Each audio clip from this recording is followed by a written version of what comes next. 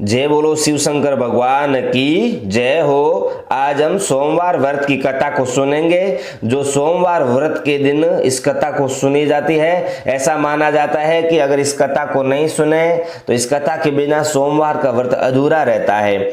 अब सोमवार की कथा सुनना प्रारंभ करते हैं। एक समय श्री महादेव जी पार्वती के साथ भ्रमण करते हुए मृत्यु लोक में अमरावती नगरी में आए। वहां के राजा ने शिव मंदिर बनवाया था जो कि अत्यंत भव्य और रमणीय था तथा मन को शांति पहुंचाने वाला था। भ्रमण करते समय शिव पार्वती भी वहां पे ठहर गए।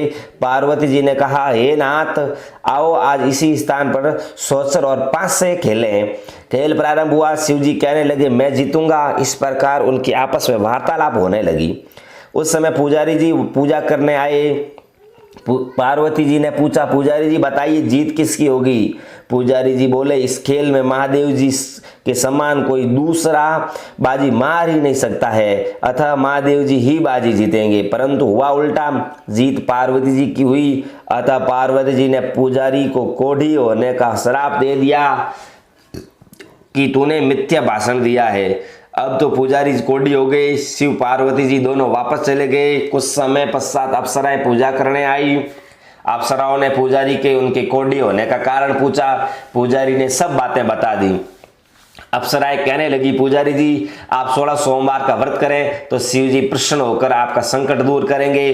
पुजारी जी ने अप्सराओं से व्रत की विधि पूछी।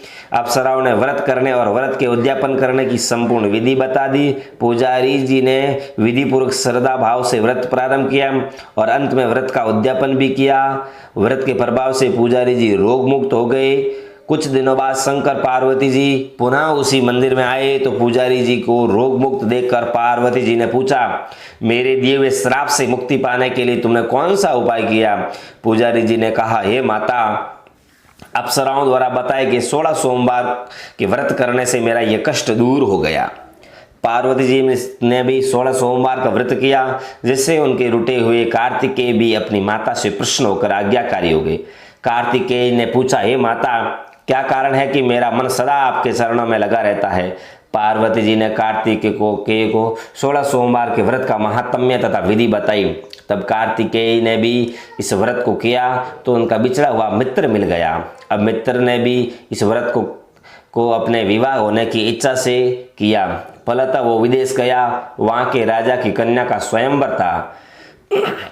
राजा ने प्रण किया ताकि हथिनी जिस व्यक्ति के गले में वरमाला डाल देगी उसी के साथ राजकुमारी का विवाह करूंगा।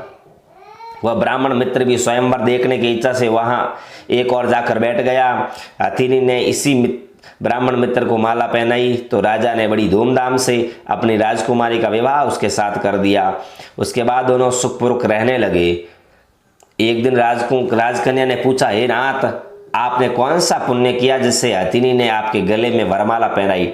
ब्राह्मण के बताए अनुसार उसने 16 सोमवार का व्रत विधि विधान से श्रद्धा भक्ति से किया, जिसके फल के कारण मुझे तुम्हारे जैसी सौभाग्यशाली पत्नी मिली। अब तो राजकन्या ने भी सत्य पुत्र प्राप्ति के लिए व्रत किया और सर्वगुण संपन्न पुत्र प्राप्त किया। बड़े होकर पुत्र ने भी राज्य प्राप्ति की कामना से 16 सोमवार का व्रत किया। राजा के देवलोक होने पर इसी ब्राह्मण कुमार को राजगद्दी मिली। फिर भी वह इस व्रत को करता रहा। एक दिन उसने अपनी पत्नी से पूजा सामग्री शिवालय से चलने को कहा, परंतु उसने पूजा सामग्री अपनी दासियों द्वारा भिजवा दी।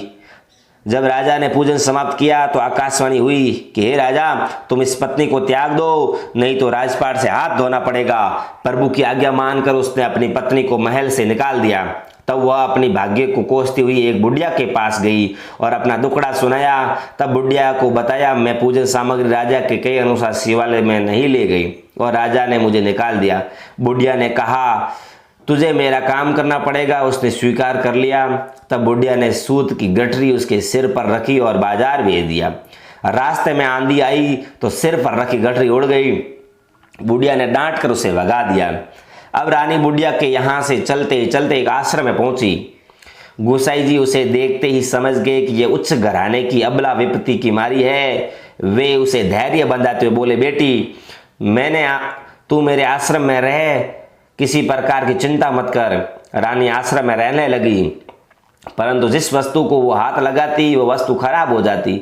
यह देखकर गोसाई जी ने पूछा, बेटी किस देव के अपराध से ऐसा होता है? रानी ने बताया कि मैंने अपने पति की आज्ञा का उल्लंघन किया और शिवालय में पूजन के लिए नहीं गई, इससे मुझे घोर कष्ट उठाने पड़ रहे हैं। गोसाई जी ने शिव जी से उसके कुशल क्षेम के लिए प्रार्थना की और कहा, बेटी तुम 16 सोमवार का व्रत विधि के अनुसार करो।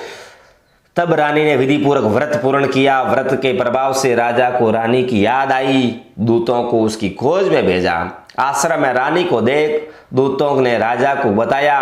तब राजा ने वहां जाकर गोसाई जी से कहा, महाराज ये मेरी पत्नी है, मैंने इसका परित्याग कर दिया, कृपया इसे मेरे साथ जाने की आज्ञा दें। शिव जी की कृपा से प्रतिवर्ष 16 सोमवार का व्रत करते हुए वे आनंद से रहने लगे और अंत में शिवलोक को प्राप्त हुए। कथा सुनने के पश्चात शिव जी की आरती ओम जय शिव ओंकारा, इसका आरती को जरूर गाएं।